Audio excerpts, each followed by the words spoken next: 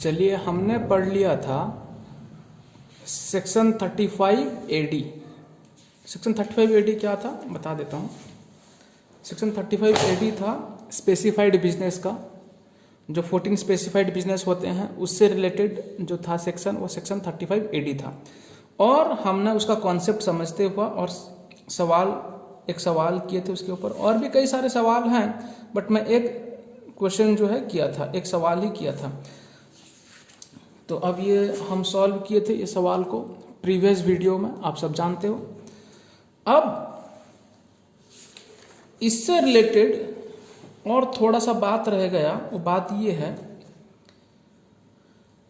अगर कोई एसेट, मान लो स्पेसिफाइड बिजनेस में अगर कोई, मतलब क्या किए हैं, स्पेसिफाइड बिजनेस के लिए अगर कोई एसेट खरीदे हैं आप, ठीक है, देखिए बता देता हूं। अब मान लीजिए आपने कोई एसेट खरीदा, किसके लिए, सेक्शन 35 एडी के लिए आपने एसेट खरीदा, ठीक है। इसका वैल्यू था बच्चे रुपीस कितना, 100 करोड़ मान कर चलते हैं। और इसका आपने 100% डिडक्शन भी ले लिया, क्योंकि ये पूरा जो 1 करोड़ रुपीस का एसेट है वो न्यू एसेट ही था। और जो 3 एसेट को एक्सक्लूड किया था, जो था लैंड था, गुडविल था और फाइनेंशियल इंस्ट्रूमेंट था, वो तीनों में से ये कुछ भी नहीं है, मानकर चलते हैं। तो इसका मतलब क्या हो गया, 100 करोड़ पूरा का पूरा डिडक्शन लेंगे आप। बोलिए हाँ सर, हाँ। तो डिडक्शन आपने ले लिया कितना, 100 करोड़ का। तो अब क्या होगा, मान लीजिए नेट प्रॉफिट आपका था कितना, नेट प्रॉफिट था आपका 200 करोड़ उस फाइनेंशियल ईयर में। आपने डिडक्शन ले लिया पूरा का पूरा 100, तो आपका जो बाकी नेट प्रॉफिट रहा वो कितना बच्चे, 100 करोड़। 200 करोड़ से 100 करोड़ का आपने पूरा डिडक्शन ले लिया, तो रहा कितना, बाकी रहा 100 करोड़, ठीक है। हाँ सर, तो ये टैक्सेबल होगा। लेकिन सवाल रहा, ये एसेट जो आपने सेक्शन 35 एडी के लिए खरीदा और डिडक्शन भी क्लेम कर लिया, ये एसेट को आपने यूज करनी है उसी 35 एडी का जो बिजनेस बोला है, जो 14 बिजनेस, उसी पर्पज में ही आपको यूज करना है, ठीक है। हाँ सर, तो ये जो सेक्शन 35 एडी में 14 बिजनेस हैं उसी में ही यूज करना है। अगर आपने इसमें यूज नहीं करके सेक्शन 35 एडी में जो लिखा इस पे यूज नहीं करके अगर आपने किसी अलग बिजनेस में ट्रांसफर कर दिया वो एसेट को, अगर आपने किसी अलग बिजनेस में ट्रांसफर कर दिया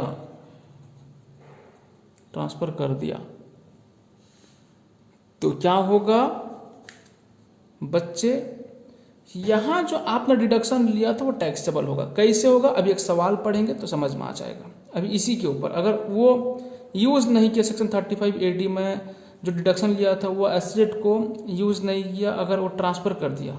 सर मैंने बोला जी सर, जो एसेट को यूज करना है 35 एडी का बिजनेस में, सर कितना साल तक, कम से कम बच्चे 8 साल तक आपको क्या करना है, वो एसेट को रखना है। देखो यहां पर लिखा हुआ है, बता देता हूं एक बात, ठीक है, ये देखना है। Asset used for any other business other than specified business during the years, इसके बारे में लिखता है। क्या लिखता है बच्चे, लिखता है if asset is used for any purpose other than specified business during 8 years, 8 साल के अंदर अगर अलग पर्पज के लिए यूज किए, beginning with the previous year in which asset is acquired, the total amount of deduction is claimed and allowed in the previous year in respect of such asset as reduced by the amount of depreciation allowable in accordance with provision जो दिया है section 32, as if no deduction had been allowed under section 35 AD shall be deemed to be income। ये important चीज है, deemed to be income।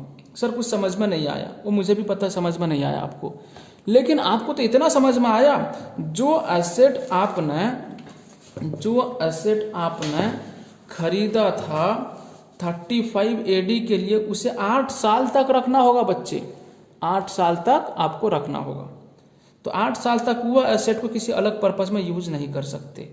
Sir अगर use किए तो क्या होगा? आओ इसके लिए एक सवाल कर लेते हैं, सवाल भी सॉल्व हो जाएगा और हमें कॉन्सेप्ट भी समझ में आ जाएगा। देखिए, मिस्टर अर्नब, ये अर्नब गोस्वामी वाला नहीं है, अरे ये अर्नब है, ठीक है, only mister Arnab is a proprietor, इसे कहाँ गया ये दिखा, हाँ सर दिखा। Mister Arnab is a proprietor having 2 units, उसका 2 यूनिट्स हैं। Unit A on specified business, setting up and operating a warehousing facility for storage of sugar. Obvious बात है, स्टोरेज ऑफ शुगर के लिए वेयर हाउसिंग फैसिलिटी अगर provide करते हैं, ये स्पेसिफाइड बिजनेस में आता है। And units B carries on non specified business, तो यूनिट ए जो है स्पेसिफाइड बिजनेस के लिए है और यूनिट बी जो है नॉन स्पेसिफाइड बिजनेस के लिए है। Unit A commenced operation on 1 April 2018 and it claim किया, मतलब स्टार्ट कब से हुआ? देखो, जो स्पेसिफाइड बिजनेस जो है वो स्टार्ट कब से हुआ है? 1/4/2018 को स्टार्ट हुआ है और उसी साल उसने डिडक्शन भी क्लेम किया था 100 लाख का। Income on purchase of 2 buildings of rupees 50 lakh each. 2 building खरीदा था स्पेसिफाइड बिजनेस के लिए और वो 100% डिडक्शन भी ले लिया था। क्या करने के लिए? For operating a warehouse facilities for storage of sugar. चलो ठीक है। Under section 35 AD for assessment year 1920। और इसका प्रीवियस ईयर क्या होता है बच्चों? फाइनेंशियल ईयर कौन सा होता है? फाइनेंशियल ईयर कौन सा होता है? 18-19 होगा। 18-19 में डिडक्शन पूरा ले लिया फाइनेंशियल ईयर, और असेसमेंट ईयर होता है 1920। हाउएवर इन February 2020, February 2020 मतलब ये फाइनेंशियल ईयर जो 18-19 है, उसके बाद जो फाइनेंशियल ईयर आता है 19-20, मैं यहां लिख देता हूं फाइनेंशियल ईयर 19 और 20 का बात कर रहा है। In February 2020 unit A transfer, unit A का क्या ट्रांसफर हुआ। One of its, unit A ने ट्रांसफर किया, unit A transfer one of its building to unit B.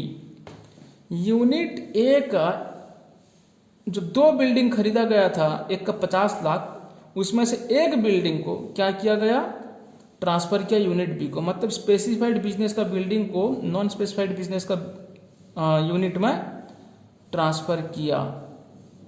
कब किया बच्चे? ठीक 1 साल के बाद। जिस साल वो डिडक्शन लिया था उसका नेक्स्ट ईयर में वो ट्रांसफर किया। Examine the tax implication of such transfer in the hands of mister Arnab. बच्चे सुनिए, सबसे पहली बात, डिडक्शन कितना लिया था? 50 लाख का डिडक्शन लिया था। डिडक्शन कितना लिया था?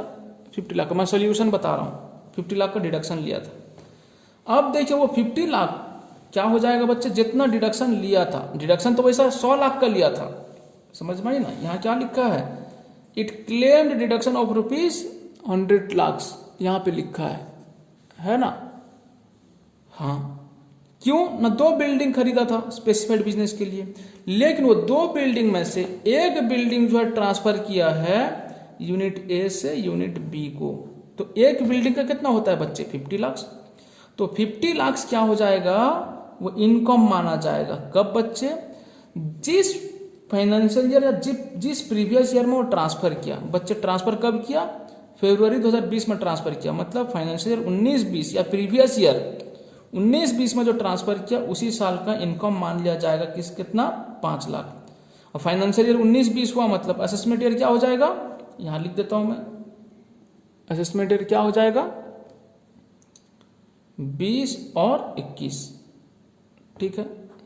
उसी साल जो है ये असेसमेंट ईयर 20-21 में क्या माना जाएगा? इनकम मान लिया, डिडक्शन अलाउड जितना वो इतना इनकम मान लिया जाएगा और लेस किया जाएगा अगर वो स्पेसिफाइड बिजनेस में नहीं होता। अगर नॉन स्पेसिफाइड बिजनेस में पहले से होता तो बिल्डिंग के ऊपर कॉमर्शियल पर्पज के लिए यूज हो रहा है, मतलब 10% डिडक्शन, डिप्रिसिएशन क्लेम होता।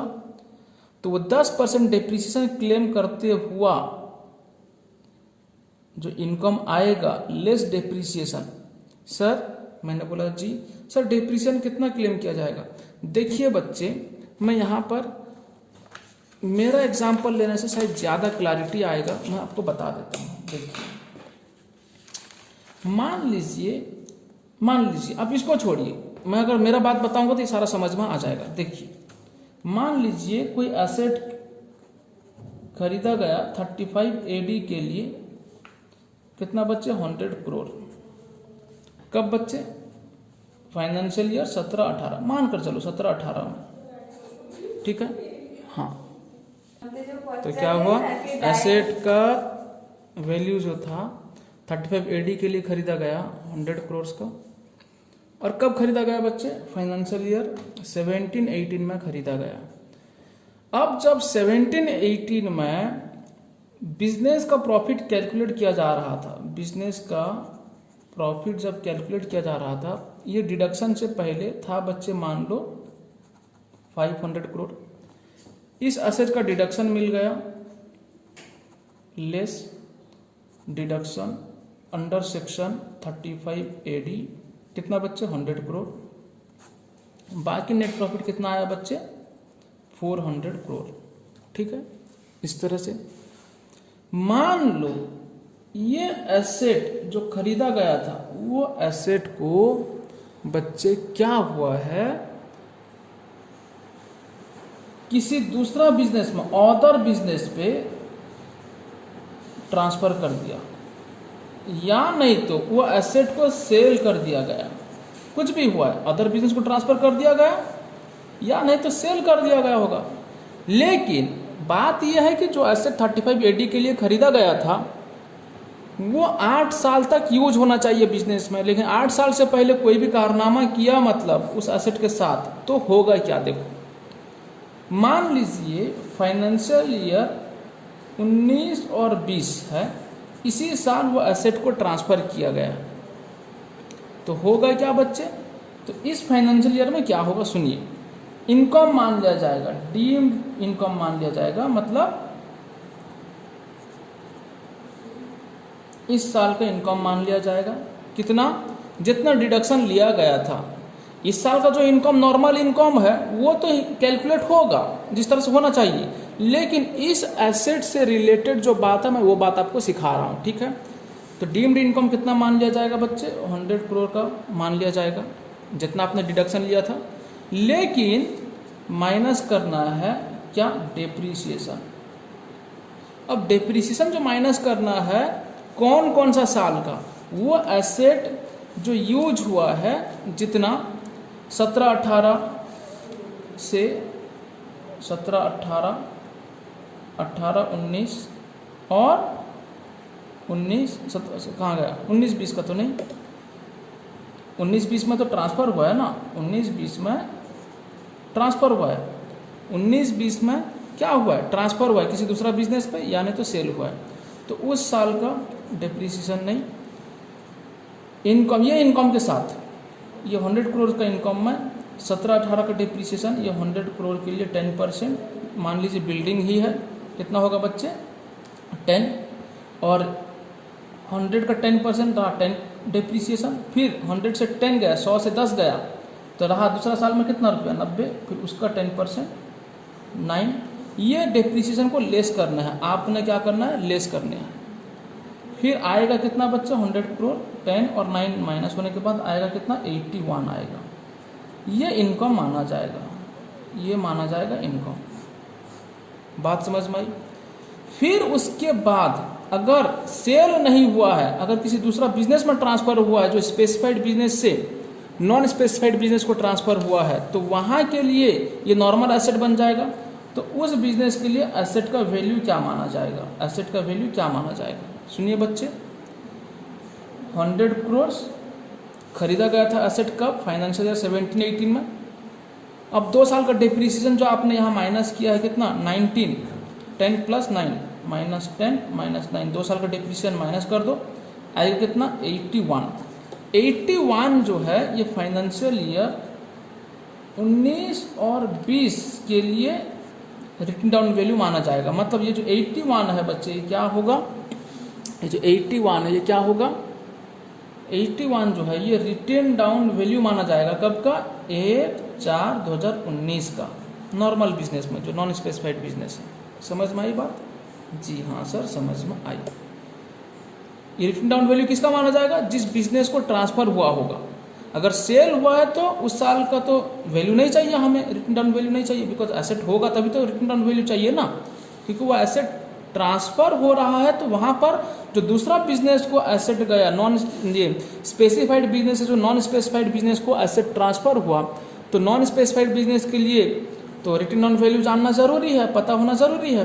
तो उसका रिटन डाउन वैल्यू क्या होगा, जो हमने यहाँ पे समझाया आपको, एसेट का वैल्यू किसके लिए, फॉर नॉन स्पेसिफाइड बिजनेस के लिए, ये रहेगा आपका रिटन डाउन वैल्यू 81। फिर उस साल जो इनकम कैलकुलेट होगा उसी नॉन स्पेसिफाइड बिजनेस के लिए 19-20 का डेप्रिसिएशन कैलकुलेट किया जाएगा, 8.1 जो भी आएगा वो एज यूजुअल। ठीक है, हाँ सर ठीक है।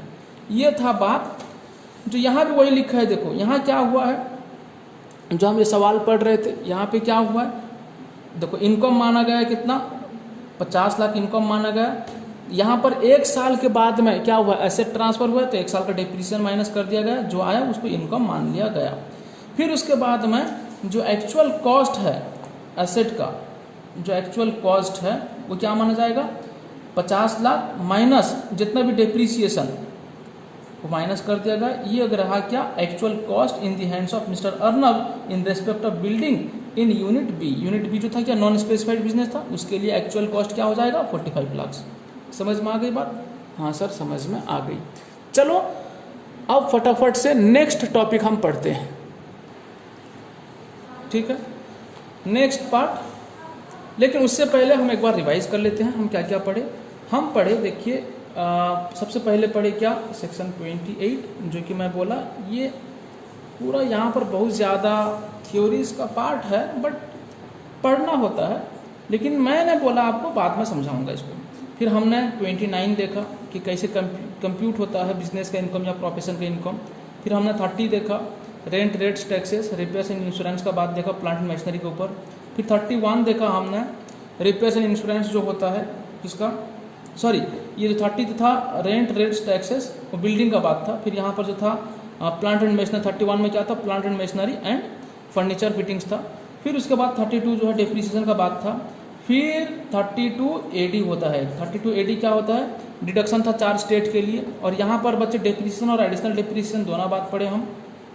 फिर उसके बाद 32 AD जो था डिडक्शन का बात था, 15% डिडक्शन मिलता है अगर न्यू प्लांट एंड मशीनरी में आप अगर इन्वेस्टमेंट किए हो 4 स्टेट का कोई भी नोटिफाइड बैकवर्ड एरिया में, तो आपको पता है ये चीज़, तो यहाँ पर डिडक्शन मिलता था। फिर उसके बाद हम कहाँ आ गए बच्चे, 35 में आए। 35 में क्या था, साइंटिफिक रिसर्च का बात था।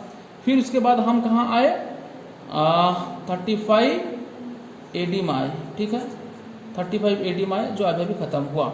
ठीक है, 14 स्पेसिफाइड बिजनेस था, तो स्पेसिफाइड बिजनेस कितना था, 14 था। और 14 स्पेसिफाइड बिजनेस में अगर इन्वेस्टमेंट करते हो तो आपको 100% डिडक्शन मिलेगा। और वो जो एसेट है, 3 एसेट को छोड़कर, जैसे कि एक था लैंड और एक था गुडविल और एक था फाइनेंशियल इंस्ट्रूमेंट, ये तीनों को छोड़कर बाकी एसेट में इन्वेस्टमेंट करना होगा।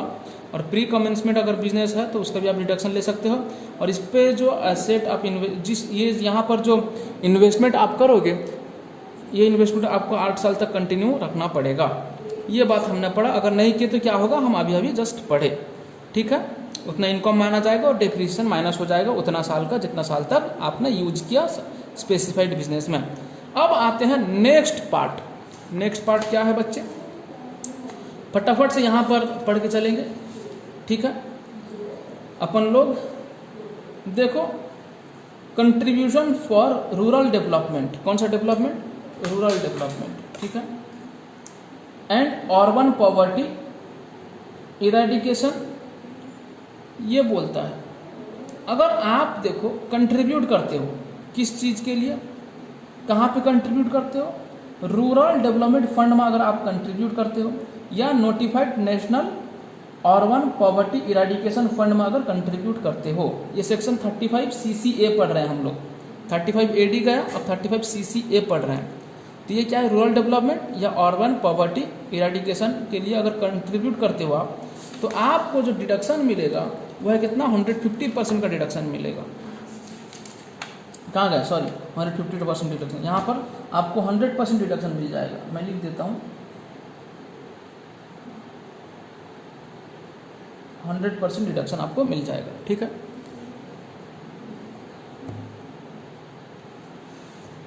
हाँ सर, ठीक है।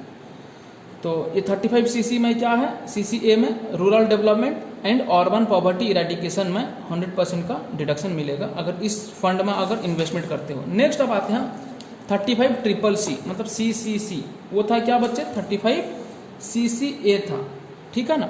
हाँ सर, ठीक है। तो अब देखो हम आते हैं कहाँ, 35CCC में आते हैं, ठीक है।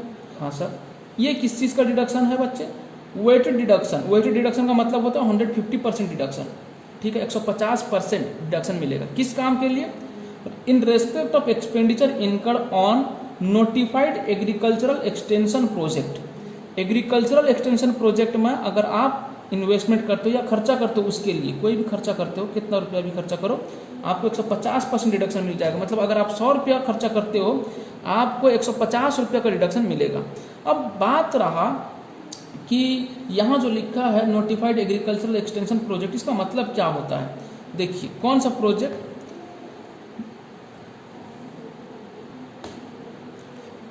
तो क्या है, the project shall be undertaken by SSC for training education and guidance of farmer. अगर कोई भी एसएससी ये 3 काम में लगा हुआ है, ट्रेनिंग, एजुकेशन या गाइडेंस, किसके लिए, फार्मर के लिए, तो वो भी क्या क्या आता है, कौन सा, एग्रीकल्चरल एक्सटेंशन प्रोजेक्ट में आता है वो।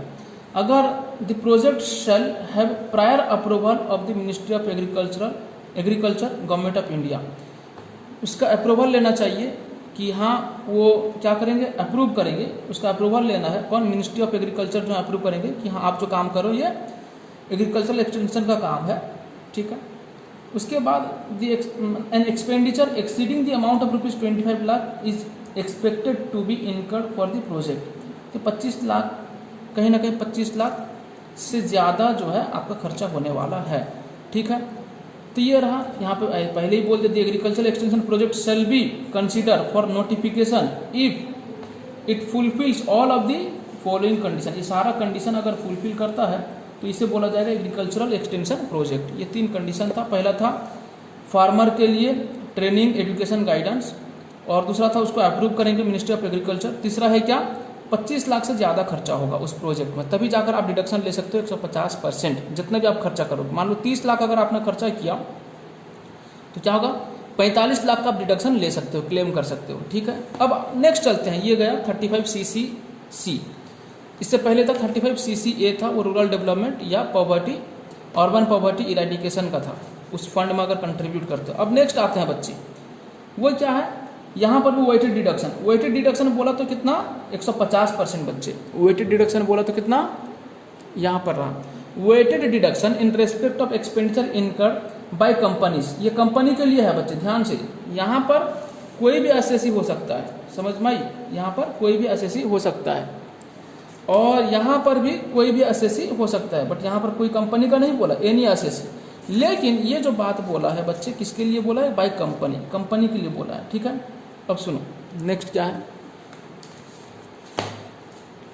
Weighted deduction in respect of expenditure incurred by companies on notified skill development project.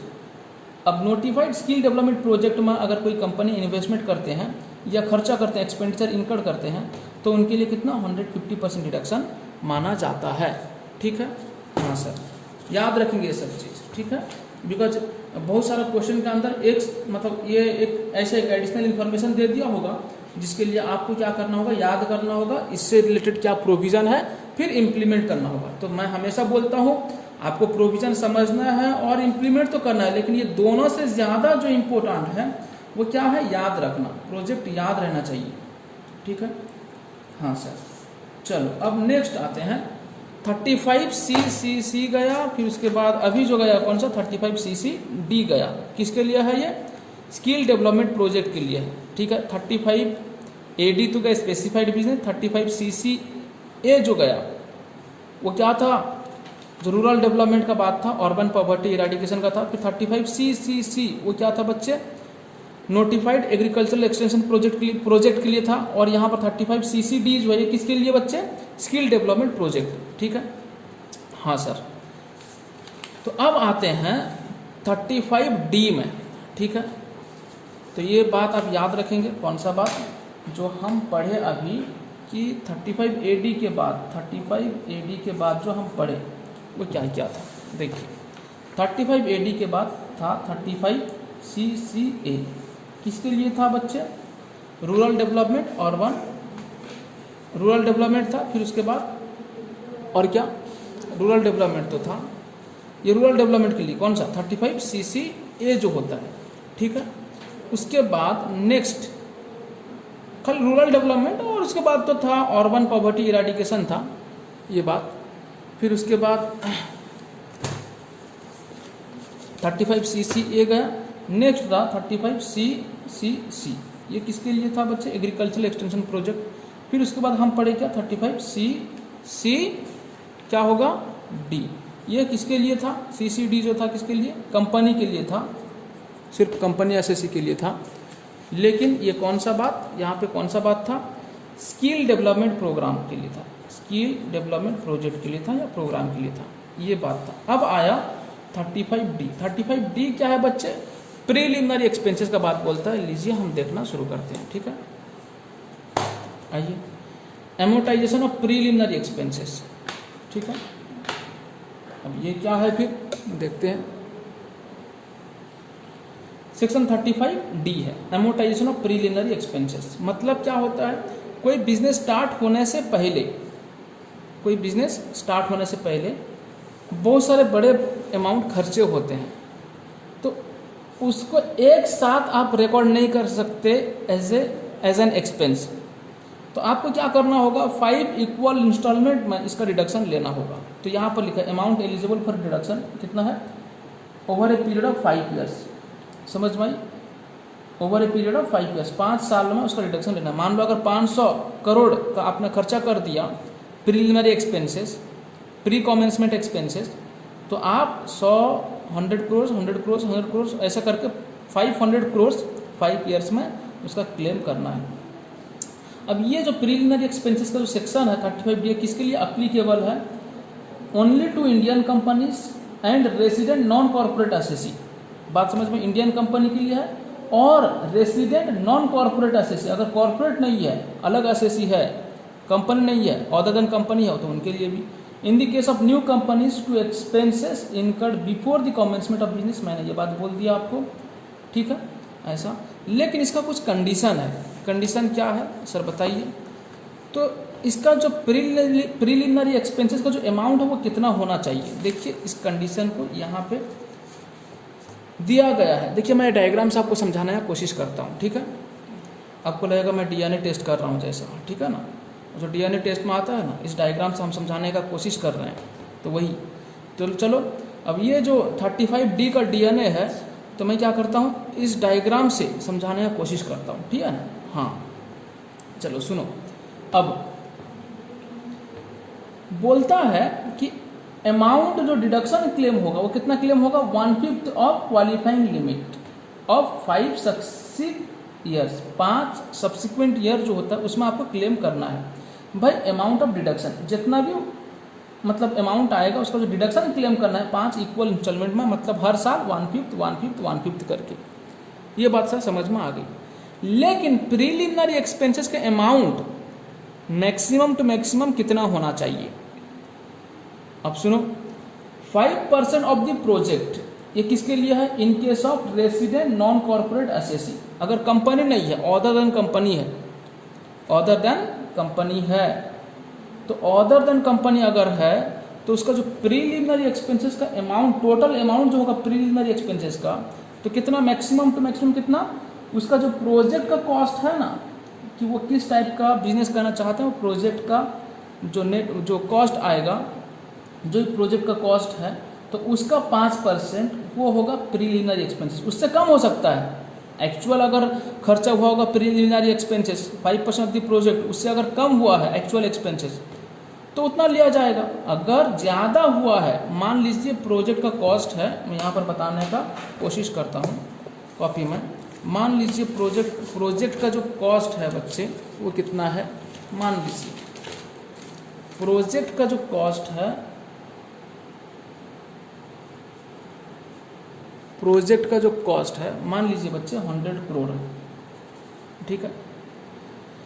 तो आपने अगर एक्चुअल में प्रीलिमिनरी एक्सपेंसेस खर्चा किया है वो है कितना बच्चे, मान लीजिए 6 करोड़, या आपने खर्चा किया एक्चुअल एक्सपेंसेस किया, प्रीलिमिनरी एक्सपेंस कितना किया 6 करोड़, और 5% ऑफ ये 100 प्रोजेक्ट कॉस्ट कितना होता है 5 करोड़।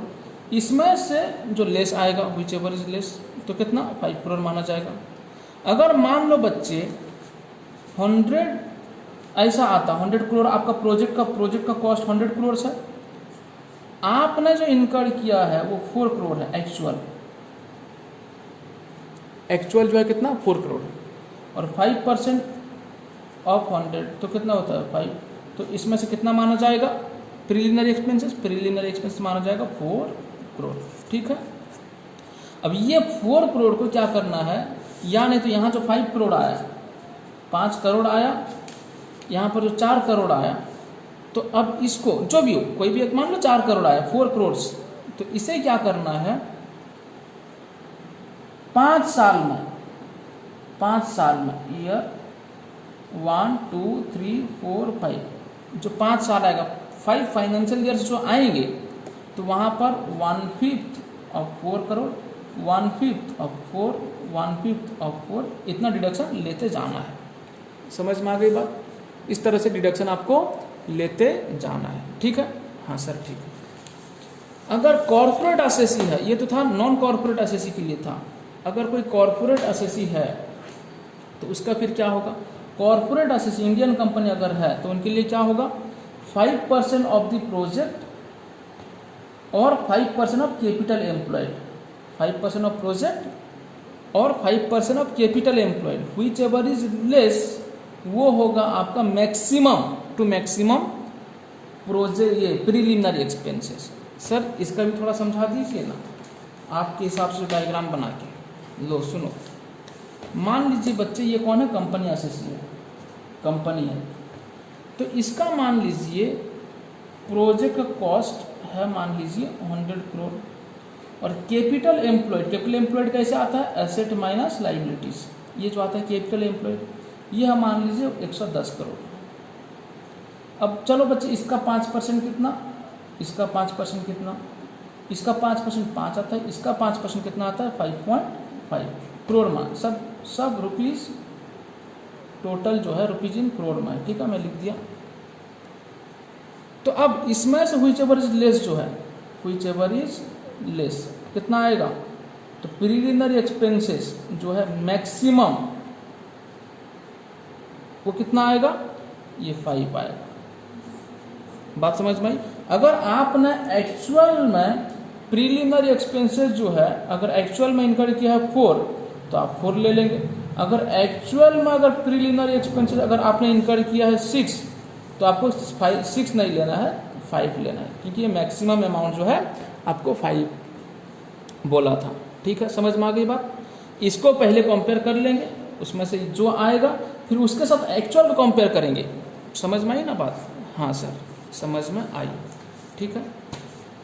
चलो ये था आपका 35D का बात, ठीक है, यहाँ पर बोला 35D। अब नेक्स्ट टॉपिक पे आते हैं, नेक्स्ट सेक्शन पे 35D गया, अब आते हैं 35DDA, यहाँ पे दिया हुआ 35DDA क्या लिखा है, amortisation of expenditure incurred under voluntary retirement scheme. Voluntary retirement scheme में अगर कुछ खर्चा हुआ है तो उसे भी क्या करना है बच्चे, 5 सक्सीडिंग मतलब 5 ईयर्स में लेना है, क्या लेना है डिडक्शन जो लेना है, कितना कैसे लेना है, वही 1/5 5 इक्वल इंस्टॉलमेंट में डिडक्शन आपको ले लेना है, ठीक है। यहाँ बोला deduction allowed is 1/5 the amount paid for the previous year, previous year के लिए कितना 1/5 एंड बाकी फिर 4 साल लेना है, प्रीवियस ईयर अगर 1 साल डिडक्शन ले लिया, एंड बैलेंस जो है 4 इक्वल इंस्टॉलमेंट में लेना है for immediately succeeding previous years, ठीक है, वही 1/5 1/5 1/5, समझ में आई बात, टोटल 1/5 ही आएगा, ठीक है, कितना साल में, 5 ईयर्स में, ठीक है। तो सर मैंने बोला जी हाँ सर 4 इक्वल इंस्टॉलमेंट बोला, मैंने बोला बच्चे प्रीवियस ईयर का डिडक्शन अगर ले लिया बाकी तो 4 साल का रहा ना, तो 4 साल का भी वही आएगा, उतना ही आएगा, ठीक है। हाँ सर ठीक है सर, समझ में नहीं आ रहा है सर, समझ में नहीं आया, ठीक है। देखो मैं एग्जांपल लेकर बताता हूँ।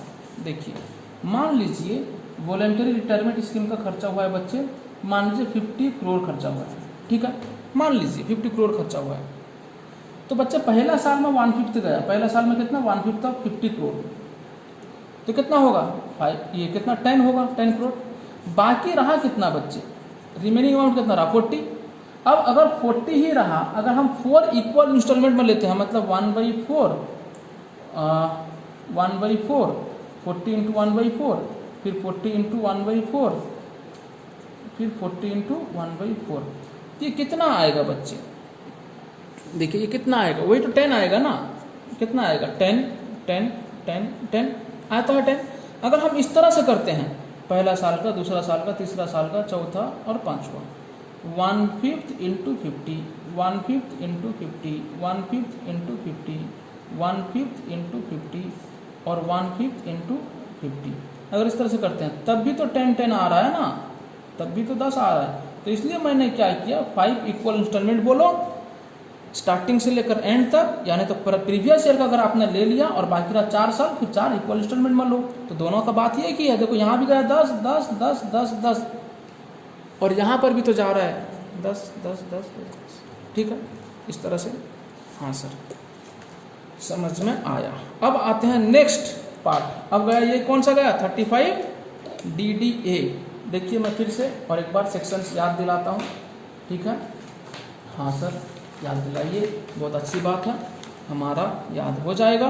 हमने पढ़ा 28 29 30 31 32 32 AD और उसके बाद में हमने पढ़ा 35, फिर 35 AD पढ़ा, फिर उसके बाद 35 CCA, 35 CCC, फिर उसके बाद 35 CCD, फिर उसके बाद पढ़ा हमने 35 AD, सॉरी 35 AD बोला, 35 D, फिर उसके बाद पढ़ा 35 DDA जो अभी पढ़ा, ठीक है। अभी जो पढ़ा 35 DDA, यहाँ पर देख लीजिए ये क्या है, वॉलंटरी रिटायरमेंट स्कीम के लिए। 35D जो है प्रिलिमिनरी एक्सपेंसेस का, और ये जो 3 सेक्शन है 35 CCA, 35 CCC, 35 CCD, ये किसके लिए है, कंपनी के लिए है, स्किल डेवलपमेंट प्रोजेक्ट के लिए। ये किसके लिए है बच्चे, एग्रीकल्चरल एक्सटेंशन प्रोजेक्ट के लिए है।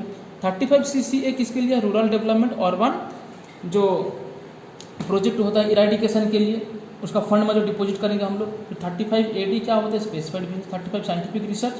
32 AD जो होता है डिडक्शन जो होता है, अगर आपने नोटिफाइड बैकवर्ड एरिया जो 4 स्टेट्स होते हैं, आंध्र प्रदेश, वेस्ट बंगाल, तेलंगाना और बिहार, वहाँ का 4 स्टेट का नोटिफाइड एरिया में अगर आपने इन्वेस्टमेंट किया है न्यू प्लांट एंड मशीनरी तो 15% डिडक्शन मिलता था आपको।